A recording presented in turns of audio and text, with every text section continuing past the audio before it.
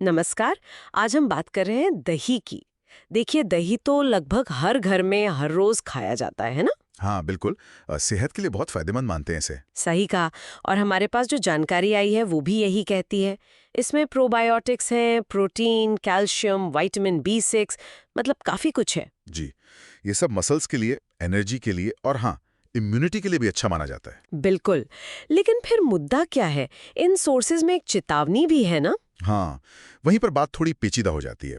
ये दस्तावेज कहते हैं कि दही का पूरा फायदा तभी मिलेगा जब उसे सही तरीके से खाया जाए। सही तरीके से मतलब? मतलब कुछ चीज़ों के साथ इसे न मिलाने की सलाह दी गई है, क्योंकि गलत कॉम्बिनेशन शायद फायदे की जगह नुकसान कर दे। ओह अच्छा, ये तो जानना जरूरी है। तो चलिए इसी पर थोड़ा और समझते हैं। सबसे पहले क्या है, क्या फलों के बारे में कुछ कहा गया है? फ्रूट रायता तो बहुत कॉमन है। हाँ, फलों का जिक्र सबसे पहले है और यहाँ जानकारी थोड़ी कह सकते हैं चौंकाने वाली है। स्रोत कहता है कि फलों, खासकर खट्टे फल, दही के साथ नहीं मिलाने चाहिए। खट्टे फल जैसे संतरा या? हाँ, या अनानास वगैरह।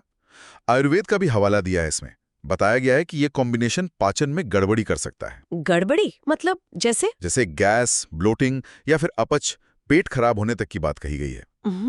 ये तो सोचने वाली बात है, क्योंकि फ्रूट चाट में या रायते में तो हम अक्सर दही और फल मिलाते ही हैं। अच्छा, फलों के बाद अगली चीज क्या है?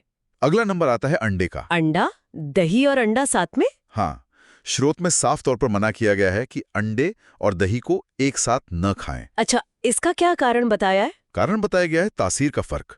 मतलब अंडे की तासीर गर्म मानी गई है और दही की ठंडी। ओ हाँ, तासीर वाली बात। जी, तो कहा गया है कि शरीर के लिए इन दो अलग-अलग तासीर वाली चीजों को एक साथ पचाना वो थोड़ा मुश्किल हो सकता है। और उससे फिर वही पाचन की समस्या। हाँ, बिल्कुल। पाचन में दिक्कत, ब्लोटिंग वगैरह हो सकती है, ऐसा स्रोत का मानना है। दिलचस्प है ये तासीर वाला तर्क। ठीक है, अब अगला कॉम्बिनेशन, ये तो शायद कई लोगों को हैरान कर देगा। दूध और दही, ये कैसे? बनते तो एक ही चीज से हैं। हाँ, ये सुनने में थोड़ा अजीब लगता है ना? लेकिन स्रोत का तर्क ये है कि भले ही वो दूध से ही बना हो, लेकिन दही बनने की प्रक्रिया के बाद उसके गुण और पचने का तरीका दूध से अलग हो जाता है। अच्छा, मतलब पोषक तत्व बदल जाते हैं। पोषक तत्व और शरीर पर उनका प्रभाव दोनों अलग बताए गए हैं और इन्हें साथ लेने से पाचन तंत्र पर कह सकते हैं एक तरह का बोझ पड़ सकता है। जिससे फिर वही गैस और पेट की दिक्कत है। जी हाँ, स्रोत के मुताबिक गैस और पेट से जुड़ी दूसरी समस्याएं हो सकती हैं, तो दूध और दही को भी साथ में लेने से बचने को कहा गया है। ठीक है, ये वाकई ध्यान रखने वाली बात है। अब आते हैं मांस पर। क्या नॉनवेज खाने वालों के लिए भी कोई सलाह है? मांस के साथ दही? हाँ, यहाँ भी मनाही है। स्रोत कहता है कि किसी भी तरह का मांस, मतलब चिकन हो, मटन हो या मछली, उसे दही के साथ ना खाएं।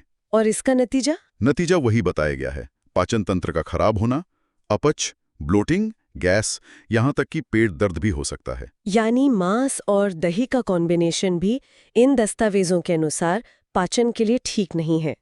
और लिस्ट में आखिरी चीज क्या है? आखिरी है टमाटर। टमाटर? अरे ये तो बहुत ही आम है। रायते में प्याज टमाटर तो सबसे ज्यादा डाला जाता है। हाँ, बिल्कुल। लेकिन यहाँ फिर से आयुर्वेद का हवाला देते हुए कहा गया है कि दही और टमाटर का मेल भी वो पेट के लिए सही नहीं है। मतलब इससे भी गैस और ब्लोटिंग हो सकते हैं? जी, स्रोत यही कहता है।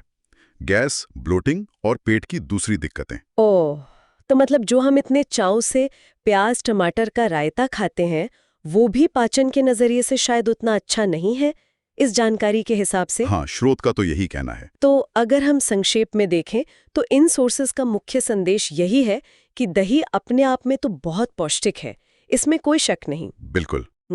लेकिन इसका पूरा लाभ लेने के लिए और पाचन से जुड़ी समस्याओं से बचने के लिए इसे कुछ चीजों के साथ मिलाने से बचना चाहिए, जैसे फल, अंडे, दूध, मांस और टमाटर। एकदम सही कहा आपने।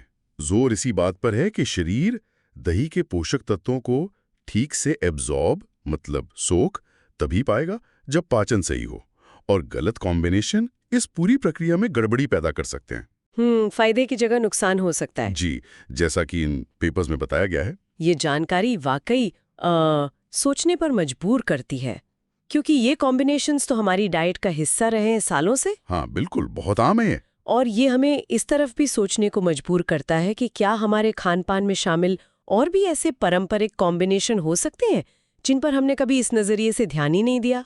क्या उन पर भी दोबारा विचार करने की जरूरत हो सकती है? ये एक दिलचस्प सवाल छोड़ जाता है।